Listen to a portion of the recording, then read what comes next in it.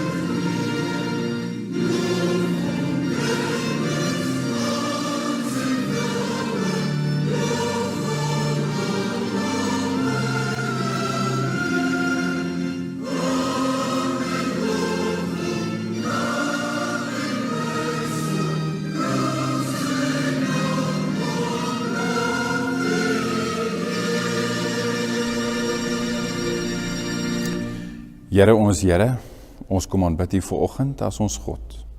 Ons sing hierdie loflied en ons wil U loof. Elke dag rondom ons, die natuur, die skepping wat U grootheid aan ons bewys. Ja, Here, ons sê vandag ook vir U dankie vir dit wat U vir ons gedoen het. Deur U seun te stuur vir ons na hierdie wêreld. Mag dit so wees, Here, dat U lig dan ook vandag hier vir ons uit die woord mag skyn, en ons mag aanraak, en dat ons kan wees waar U wil hê ons moet wees. Ons bid dit in Jesus naam. Amen. Ek wil jou graag nooi om sommer so vir 'n oombliekie in jou gedagtes te dink oor in jou lewe waar jy dalk die ervaring gehad het dat jy naby aan die Here was. Dink aan oomblikke. Ek dink in my lewe die ervaring met die geboorte van ons kinders. Dat ek naby aan die Here gevoel het oor dit wat daar gebeur het. Dink dalk as jy by 'n vakansieplek, jou gunsteling vakansieplek, of iewers in die natuur was, of iets besonders in jou lewe gebeur het, of jy dalk selfs deur 'n moeilike tyd gegaan het, maar ervaar het dat God naby aan jou is. Hoe het jy gevoel? Watter impak het dit gehad met die wete dat God op 'n manier diep aan jou lewe geraak het? Dan sommer so in dieselfde oomblik, so 'n bietjie die paradoks of die teenstelling, nee. Dink vir 'n oomblik aan jou lewe in tye wat jy dalk gevoel het, maar dit voel of die Here baie ver van jou af is. Dit voel so. Die Die ervaring is dat God nie naby aan my is nie.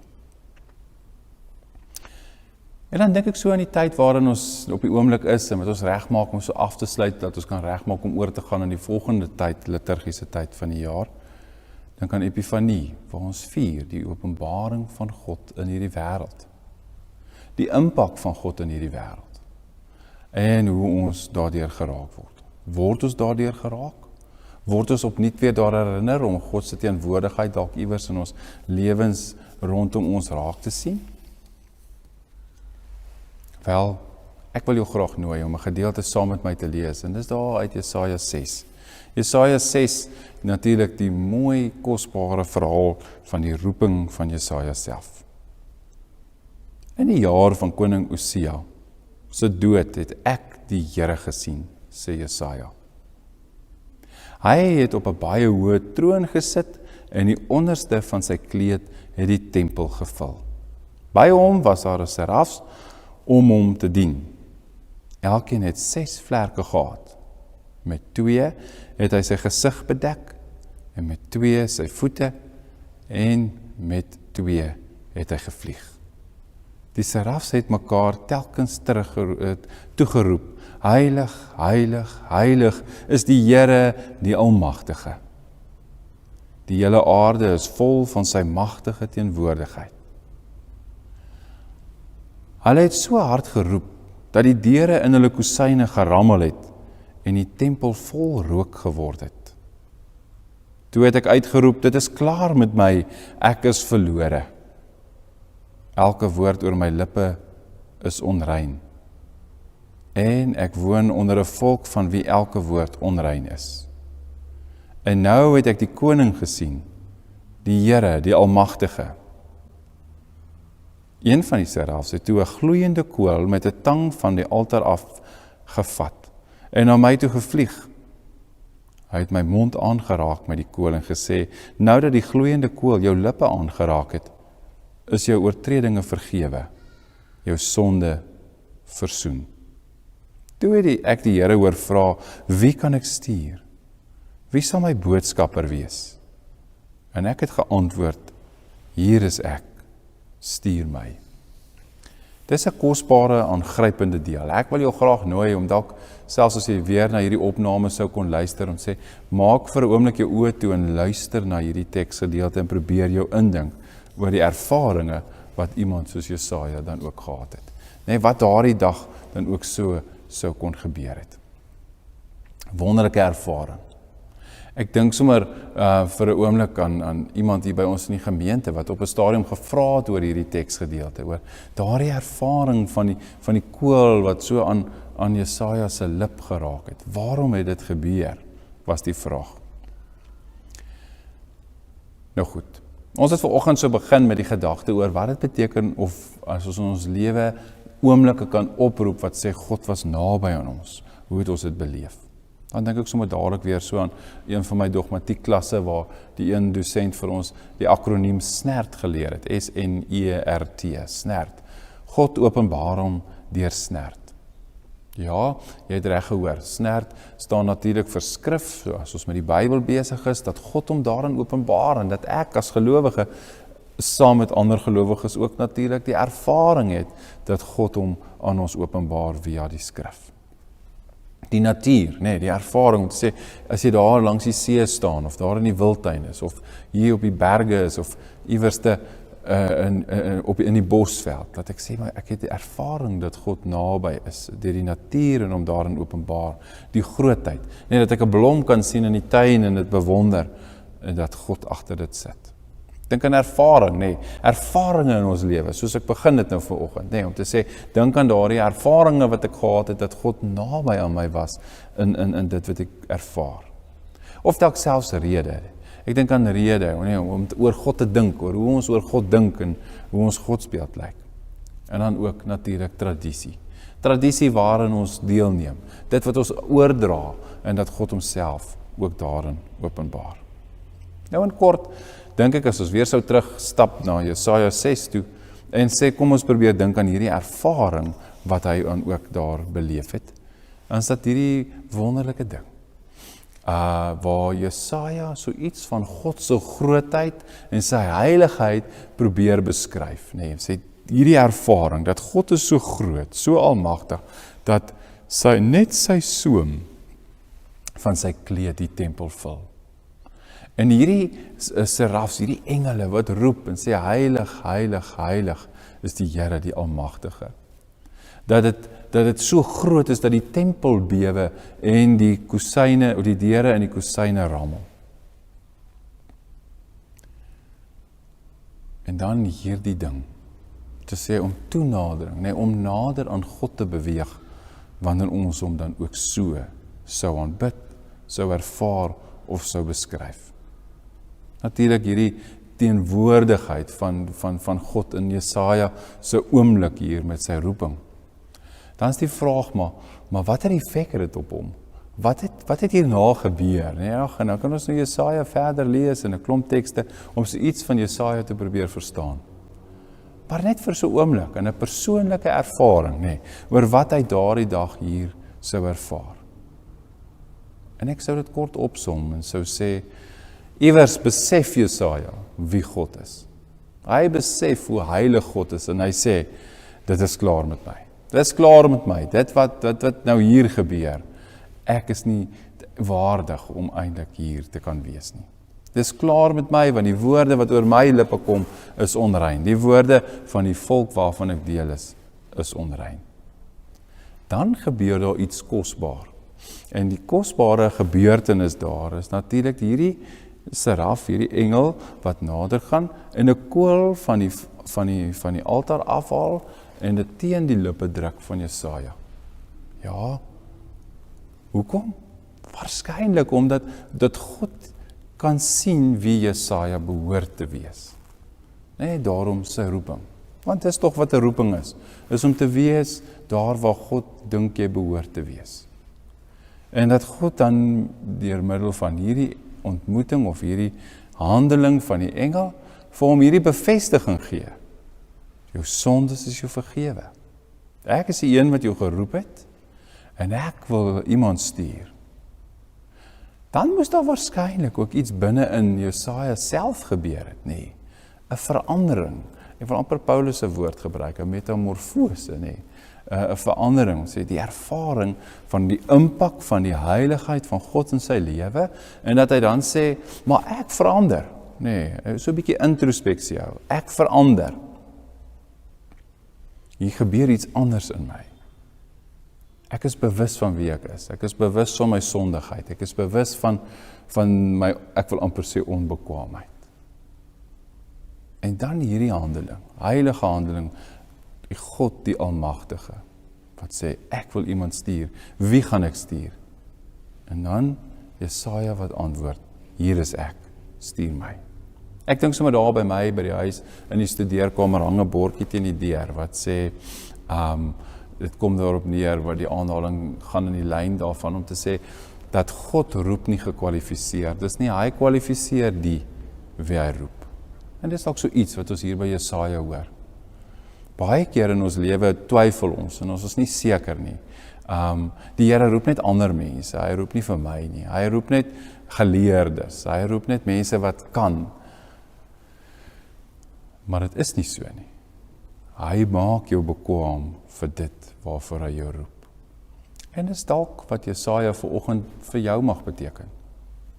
Dat God 'n gewone mens, 'n gewone ou, sommer net so kom roep, en hy sê, dis klaar met my, hierdie heiligheid van God is so groot, en dat die Here vir hom sê, nee, dis nie klaar met jou nie, jy word geroep, wie gaan ek stuur, en dat hy getrou daarop antwoord, dat daar 'n verandering in hom gebeur, nee, waarskynlik iets in sy gesindheid ook gebeur, en dis wat ek vandag dalk vir jou wil kom aanmoedig mee, mag dit so wees, dat jou ingesteldheid, om ontvanklik te wees, dat God jou roep, dat jy daarvoor oop sal wees, en dat jy dit sal glo, en dat jy dan ook sal wees wie God kan glo en glo wie jy is. Dink sommer aan my eie roepingsverhaal. In kort het ek het ek altyd gedink om, as ek geroep word, dan moet dit hierdie groot verskynings wees. Ek onthou altyd as predikante hulle stories vertel het, was dit baie kere, het dit so indruk op my gemaak, want dit is so groot en merkwaardige stories. Tot ek in my eie lewe ontdek het, dit was sommer in die eenvoud van my lewe. Daar, tussen my mense, in my gesin, in my omstandighede, waar die Here my roep en vra, wie gaan ek stuur? En ek antwoord, hier is ek, Here, stuur my. Here, ons Here, baie dankie. Dankie dat U ons ook roep. Dankie dat ons, ongeag wie ons is, in ons lewens ook kan sien, hoe U teenwoordigheid ons ook diep raak. Here, dat U naby aan ons is op ander wyses, dat U op verskillende maniere ons ontmoet in ons lewe daar waar ons is. Dat U ons roep, dat U ons vorm en dat U ons stuur. Dankie. Dankie dat selfs in die eenvoud, dat ek net soos Jesaja mag antwoord, hier is ek, stuur my. Amen. Ek wil jou graag nooi en ons sluit af met die oorwinningslied. Want die oorwinningslied is vir my altyd so 'n lied wat ons help ons 'n bietjie vorentoe te kyk en te wys waar behoort ons te wees. En mag dit dalk vandag ook met jou die geval wees. Mag jy dit dalk oordink en daarmee besig wees en daaroor bid, dat jy mag wees waar die Here wil hê jy moet wees.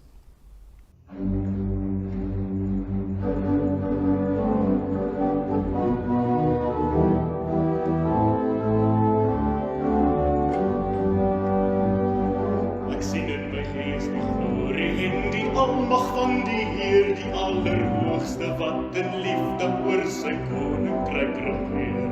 Hy beloof aan die einde op die wolke kom hy weer. Hy is koning, hy regeer. Loof en prys hom, halleluja. Loof en prys hom, halleluja. Halleluja, hy is die koning, hy regeer. Die Here is ons vesting wat vir altyd sal bly staan. Hy beskerm elke mens wat in geloof na hom toe gaan. Hy is ons skuiling, hy is ons wapen, hy het die vyand reeds verslaan. Hy is die rots wat ewig staan. Halleluja, loof en prys hom, halleluja. Loof en prys hom, halleluja. Hy is die rots wat ewig staan. Kom deel nou in ons loflied, hef jou hande op na bo, blaas bassyne, slaan op tromme en kom dans voor God se hoë. Kom leef in die oorwinning van sy woord waarin ons glo, want sy woord sal ewig staan. Loof en prys hom, halleluja. Loof en prys hom, halleluja. Loof en prys hom, halleluja, want sy woord sal ewig staan. Want sy woord sal ewig staan. Want sy woord sal ewig staan.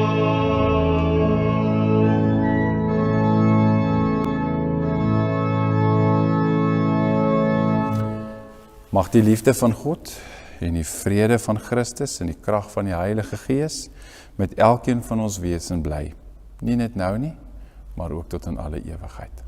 Amen.